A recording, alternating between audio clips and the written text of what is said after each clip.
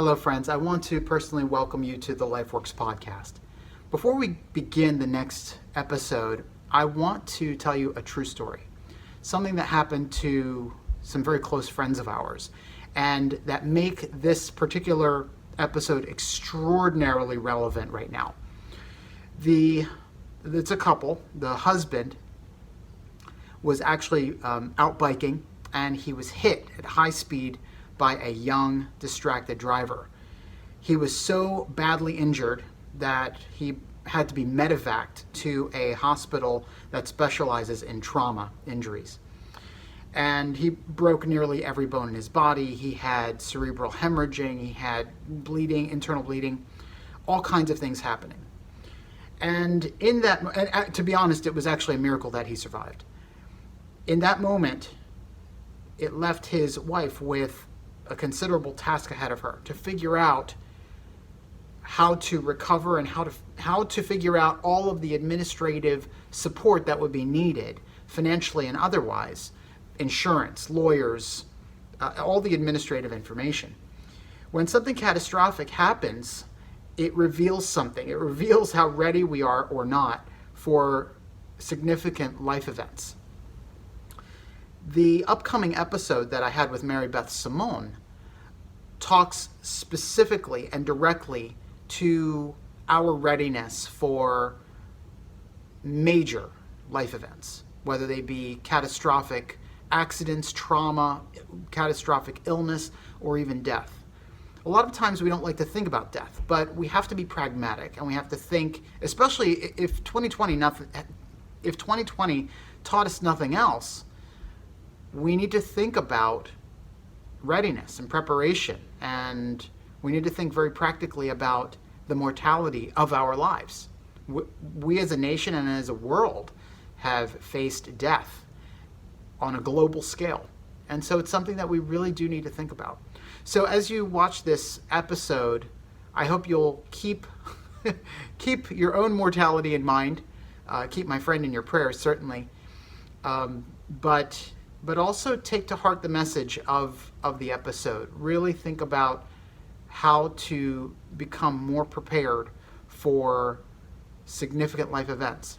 If you're young and you're healthy, you don't always think that could happen to me, but that person is my age, and it really hit close to home how ready we need to be. So enjoy this episode of the LifeWorks podcast, and thank you for watching.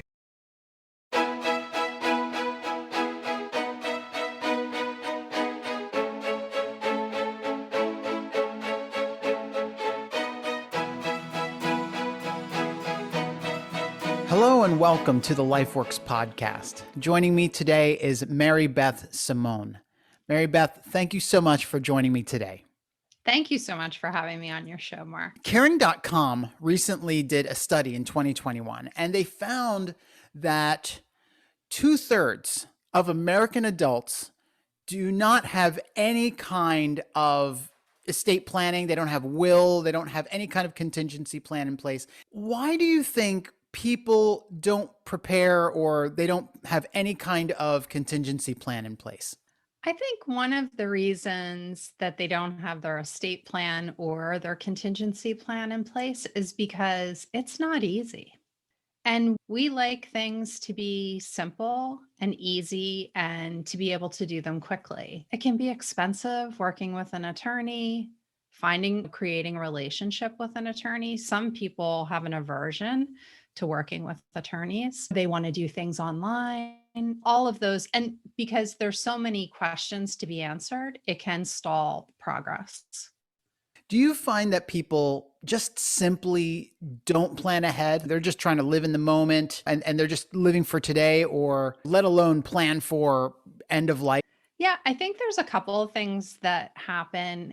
Like, one, I think that some people think that if they make a plan for end of life or for when things get difficult, that will jinx them or tempt fate, that kind of thing. Another one is that I see with some clients, the longer that they have a history of being healthy, really successful, the more emboldened they feel that nothing bad will ever happen, which is a very interesting dynamic when you see that with somebody who is 65, right? You're like, they don't have a will, they have a multi-million dollar business, and they've been really healthy. What's the price that a person will pay for them not having any kind of contingency plan or estate plan or anything like that in place? What's the price of them not doing it? There can be tangible financial consequences to that for not having your estate plan in place and your estate needing to be probated.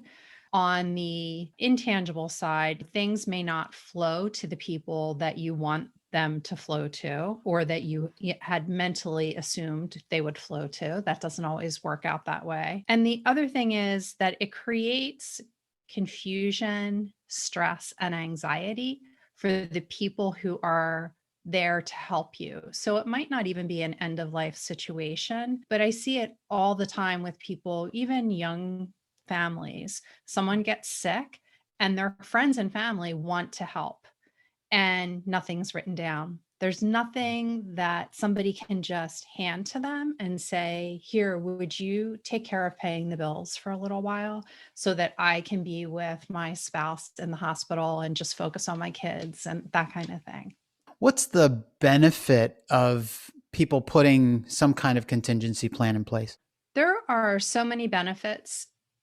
One is that after clients put a contingency plan in place, somehow it frees them mentally to achieve new heights, which this is just fascinating to me. I love to hear this from my clients. So, for business owners, I've seen people who always intended to transition the business to their adult children after they put the contingency plan in place and they start having those crucial conversations with their adult children, and it opens up the lines of communication, and then they say, oh, okay, I think it's time to start that transition. I'm going to move into my retirement passion project and start transitioning the business to the kids because they're adults now, they can handle it, they understand the business. And with young families, I see them get serious about financial planning, getting the right insurance policies, like life insurance that's not connected with their work, which is a great approach to take, which many people don't think about. All of those kinds of positive outcomes. Is there any kind of correlation between those who do have a plan and their level of measurable success, wealth, or company position, net worth, those kind of things? I would say from a net worth perspective, it runs the gamut. And the people who are most interested in creating their contingency plan, which I find this fascinating as well, tend to be between like 35 and 65, which I'm so curious about the younger set of people who are interested in that. And more than a net worth identifier, I would say that it is people who have seen things happen. They either have a past where they're very firmly rooted in the reality of life, or they have, as an adult or even as a younger person, have witnessed someone else navigating, maybe a parent navigating after one of their siblings passed away or a grandparent passed away, something like that. And they know the struggle. What do all of those folks who do have plans in place, what do they all have in common? They all accept their mortality. And I would say that they are highly empathetic for the people who will be left behind. So they care so much about the experience after they're gone or when they are incapacitated short-term or long-term for some reason. Now, as part of your business, you created something called the AWARE contingency planning framework. What does AWARE stand for? Talk us through how it works. I created this framework to try and be something that would be memorable for people that they could just carry with them mentally. The first A stands for accept your mortality. That's really the cornerstone of creating your contingency plan. We have to accept that something may go wrong, will go wrong eventually. The W stands for who do you trust? And that is identifying who do you trust to be your second in command or your most trusted person who you're going to share all of this information with. The second A is assemble important documents. Now, you'll often see this in publications about preparing for the unexpected, get your important documents together. That's what takes up the bulk of time in creating your contingency plan. It's just one short little bullet, but that's very important. And then R is review annually with your second in command. And then E is create an easy password system. So it needs to be easy for you to use, and it needs to be easy for your second in command to use, which sometimes means that it might be two different password systems. You also created another framework, but for business continuity, called COPE. What does COPE stand for? And again, talk us through how that works. For the business continuance playbook, we use the COPE framework. And so we begin by creating a list of owner roles and responsibilities. So we think of what are those tasks that only the owner takes care of, maybe at a 30, 60, 90-day interval, maybe quarterly, annually. So we think of things like paying sales tax, identifying the healthcare for the employees, those kinds of things. Then O stands for owner operating procedure documentation. So I commonly find that business owners have documented the procedures for their employees to follow or any of their contractors to follow, but they never document the procedures for the things that they do. I know that as a business owner and with working with business owners. So that's the next step. And then P is for assembling the procedures into the playbook. And so the playbook is going to include the procedures, the decisions, and all of the owner responsibilities. And then E is to evaluate the playbook with key personnel. And there we want to take feedback if anything is unclear, make some updates, and then we keep that updated. So this playbook is really geared towards empowering the key personnel to be able to step in and cover the owner responsibilities if the owner is unable to do so for a period of time. Thank you for talking us through those two frameworks. They're really helpful. Just speaking for myself personally, I would want to start with myself at home. Run us through the checklist of what people need to do for themselves personally first. I agree with what you're saying. Your approach would be is to start with your personal life. And that's what I recommend to anyone who I work with. We start by creating the contingency plan for their personal life, and then we move on to creating it for their business. This is where that bullet of assemble your important documents blows up. So that includes your information about your bank accounts, your beneficiaries, your birth certificates, cable, internet, card photos. So that's making photos front and back of every card that you carry in your wallet. Collections, so inventorying any appraisals that you have for collectibles in your home. Credit card information, divorce decree, final arrangements, if you have any preferences in that area. Health insurance, investments, life insurance, long-term care insurance, living healthcare directive, marriage certificate, medical history, phone and mobile, power of attorney, real estate, rental properties, RMD, social media, social security, utilities, vehicles. Wow. I can see why it takes people a long time. It's trying to prepare for taxes or something worse than that. That's exactly. And that's why I tell my clients that when I encourage them to update their plan when they're doing their taxes, because we're pulling all that type of information and we're in that paperwork mayhem anyway. Right. So it's perfect timing. Do you recommend using digital or physical media for this type of compilation? That is an excellent question. And the way that I work with my clients is we create a physical contingency plan. So it's a binder, everything goes in the binder. So the deed to your home, the titles to your vehicles, your birth certificates, everything goes in that binder. Now, there is a company out of New York City called Everplans, and they have a cloud for contingency planning, and they are an excellent company. And I believe that their cloud security is vetted very well. So that's the key with putting this type of personally identifiable information in the cloud. You don't want to put it in Dropbox. You don't want to put it on your iCloud, that kind of thing. So Everplans has a cloud service for this. And a lot of financial planners offer Everplans to their clients for free. But what I have heard from different financial planners independently is that clients don't use the free service. And the reason they don't use it is that there's no one to coach them through the process, to help them gather the documents, to keep them on point with Right. going through the process. So I would say that people could use my system, gather all of the information, and then once they have it together in the plan, then they're ready to start scanning it and uploading it into the cloud.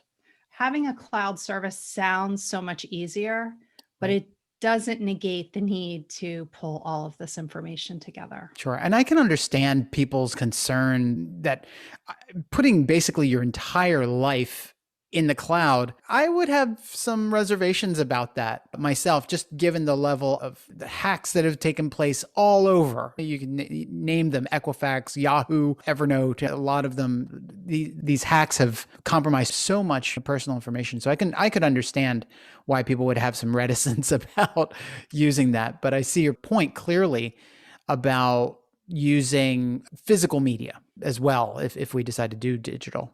Some people say, oh, that's nerve-wracking to have all of my important documents in one place. Somebody could just walk off with my plan. So there is nothing that is 100% secure. So we have to consider the risks and see what suits us best. But I also recommend that people store their plan in a fireproof safe. So it's a matter of making sure that it's where it needs to be.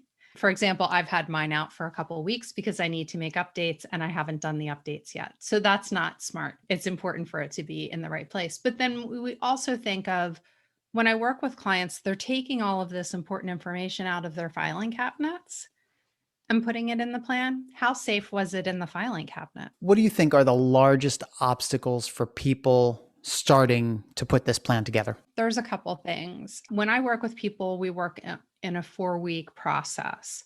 And I ask clients to commit to allocating 12 hours, including the time that they work with me, in that 4-week time period. So having time available to do that and committing to a project, a 4-week project, is an obstacle. Other people, they may divide and conquer when it comes to the financial information. So it may not just be one financial manager, it may be a joint effort.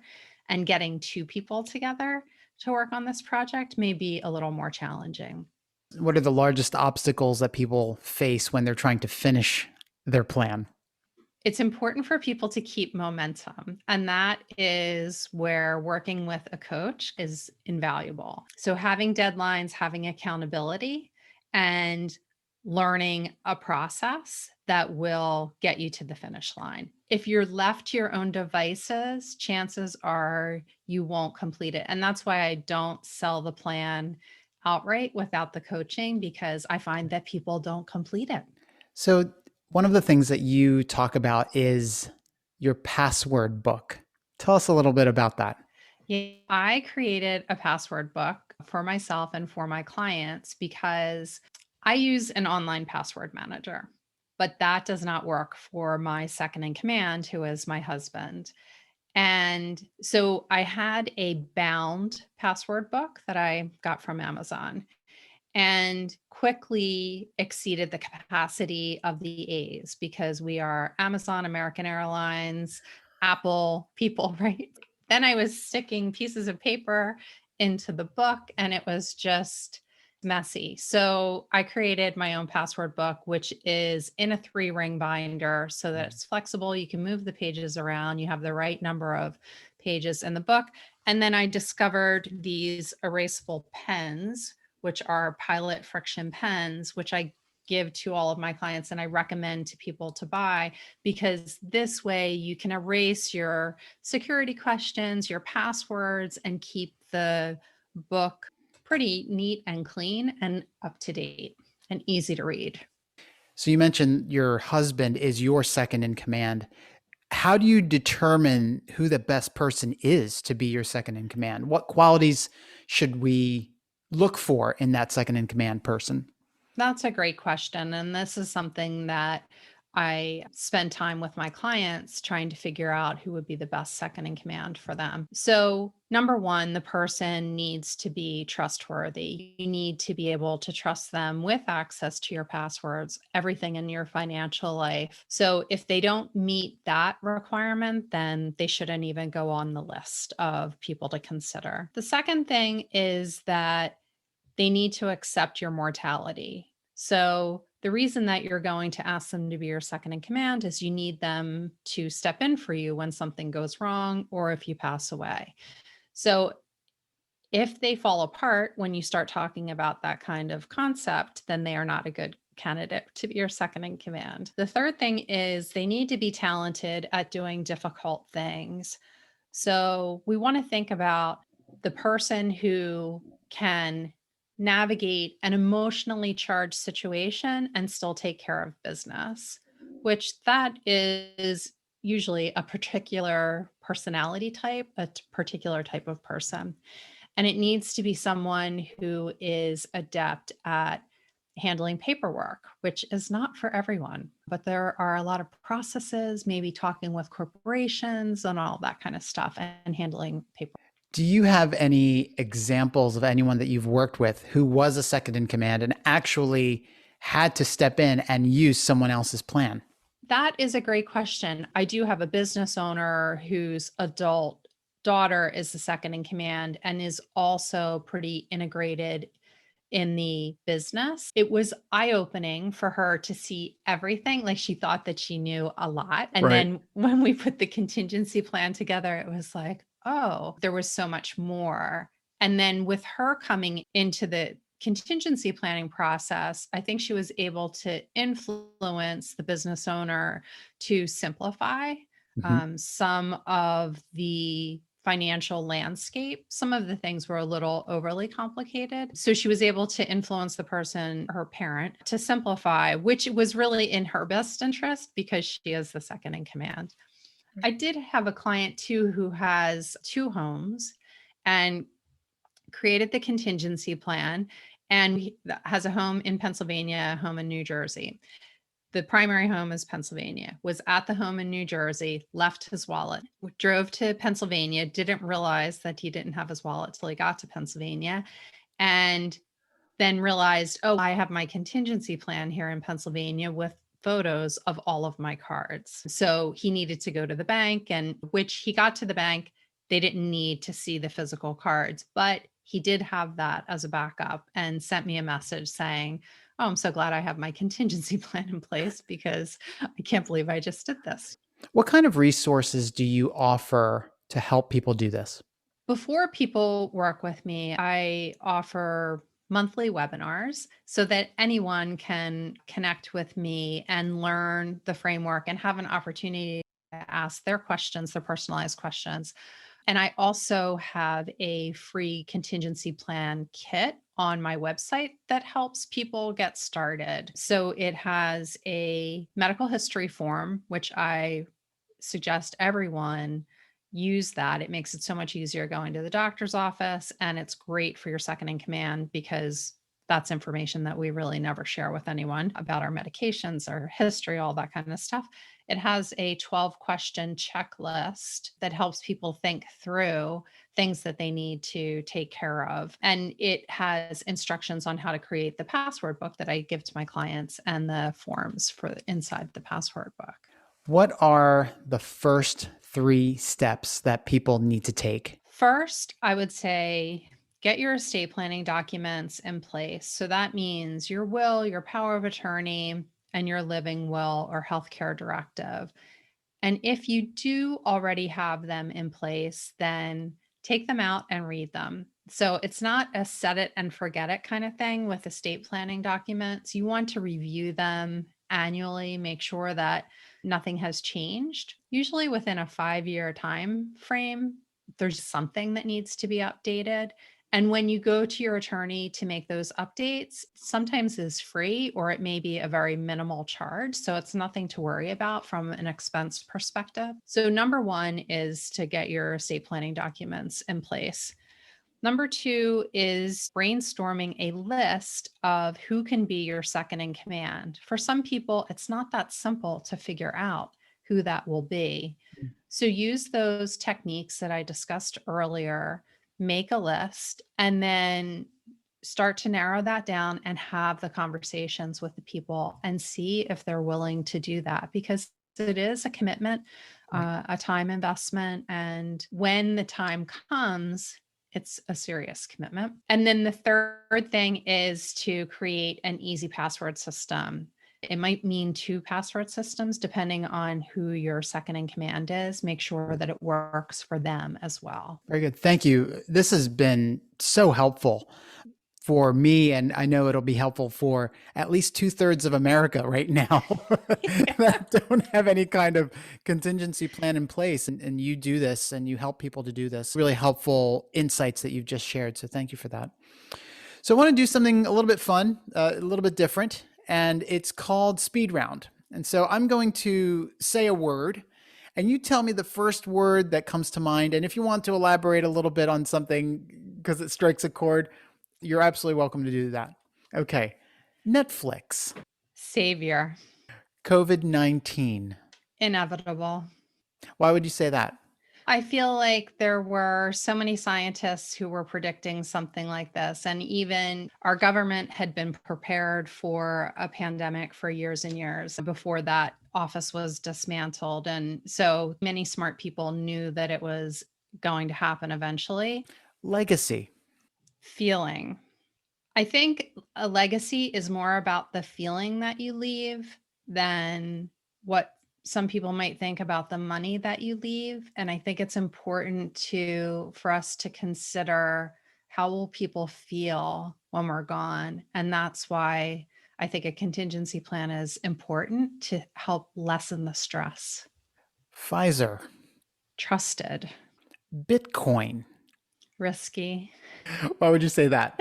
I guess because after so many years in financial services, I worked for a very conservative company, Vanguard, and Bitcoin just seems so out there, even though I know that the value of it is incredible. But yeah, it's hard to understand, hard to follow, and not something most people can ever invest in. Apple. Addictive. Tesla. Clean. CDC. Undermined. Really? I feel like it's unfortunate what happened over the last couple of years, the way that their authority had been undermined and the politicization of the work that they do. And I hope that they're able to rebuild. Anthony Fauci. Respected. Donald Trump. Shame. Shame. Why would you say that? I feel like in so many ways, the experience during his presidency brought feelings of shame for me as an American for some of the things that happened with the open demonstrations of white supremacy from Charlottesville to the insurrection. I would say that it just, from beginning to end, left me with a feeling of shame. Joe Biden. Character. Now, fun fact, you and I both come from the Philadelphia area, so we know Joe Biden. He was like our third senator, right? That's right. Yeah. That's right. Actually, one of my closest friends met him at a Delaware football game and has a picture with him.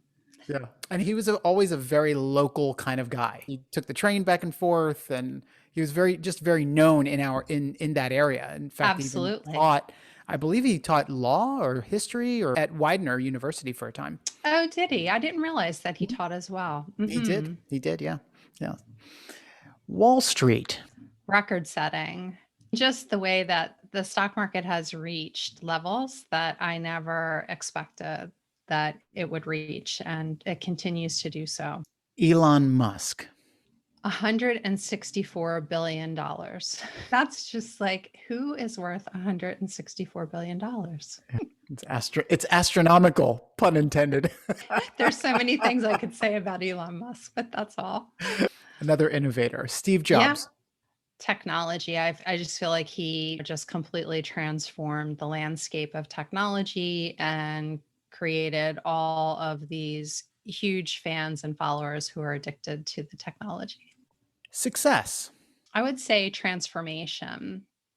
I think that our personal success is really measured in the way that we can bring change in our own lives and in the lives of others. Great answer. Kim Jong-un, the leader of North Korea. Unpredictable. Indeed. Amazon. Easy. Disney. NBA. I just think of how they saved the NBA through the pandemic. And finally, Mary Beth Simon. Innovative. Tell me more. So this business that I started is something that no one else does. And when I talked about doing it, people would look at me sideways like, you can't do that. That's not done. And let's see how it goes. And so far, so good. And I encourage anyone who has those innovative tendencies to please bring your ideas to light. Fantastic.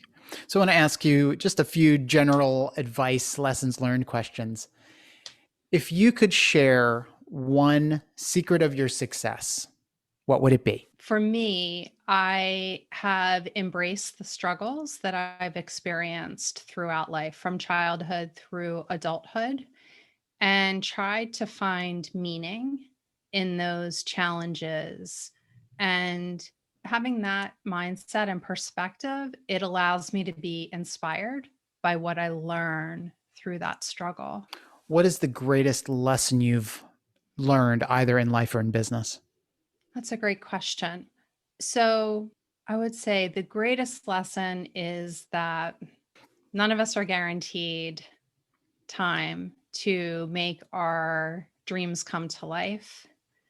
So it's important to do what we can to be methodical and take care of the business that needs to be taken care of, whether it's from a financial perspective, investing, that kind of thing, but to never lose track of what that dream is and to do everything that we can to make that see the light of day. If you could offer one piece of advice to the world, what would it be? Treat people fairly. I don't think that there's any escaping the karma that comes from not treating people fairly. And it may take a long time to see it come to fruition, but it comes. Yeah, I'm a firm believer in karma myself. Yeah. What do you want most for your life? I think for my life, I really want to be a force for positive change in my own community. And I want to be able to bring some type of positive outcomes to people who are just doing the normal day-to-day life with their family or running a small business. So I've asked you a lot of questions. Is there anything that I haven't asked you that you would like to share, or do you have any final thoughts that you want to share with us? So one thing I don't think that I talked to you about is that I have worked on creating a TED Talk this year. So I am in the process of looking for a TEDx stage to be on, and then that will eventually be the foundation of a book that I plan to write next year. So I'll tell you more as that evolves. Fantastic. Mary Beth, this has been so incredibly helpful. Where can people find and connect with you online? I'm most active on LinkedIn. So I would be happy to connect with any of your listeners. So just let me know that you heard me on the LifeWorks podcast, and I would love to connect with you.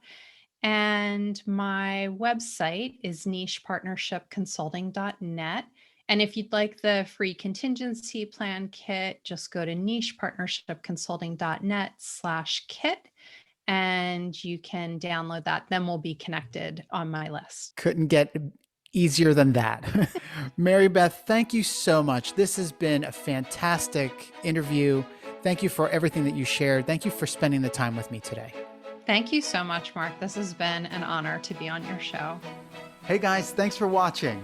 If you enjoyed this video, click the subscribe button to get the latest content and check out these other great clips from the podcast.